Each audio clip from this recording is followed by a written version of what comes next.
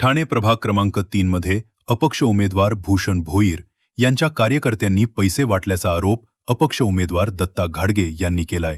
उमेदवार दत्ता घाडगे यांनी या दोन्ही कार्यकर्त्यांना रंगेहात पकडल्याचा व्हिडिओ समोर देखील आणला आहे. नमस्कार, मी दत्ता घाडगे, प्रभाग क्रमांक 3 चा उमेदवार आहे, अपक्ष उमेदवार. आपण बघू शकता हा पटवा आणि हा कोलसेचा बोर्ड आहे. इथं याचा काही संबंध नसताना सुद्धा पैसे आणि पाकिटं घेऊन हे लोक पैसे वाटप करतात 5,000 रुपये प्रत्येक पाकिटामध्ये. आणि हा जो आहे भूषण भोईरचा सहकारी आहे.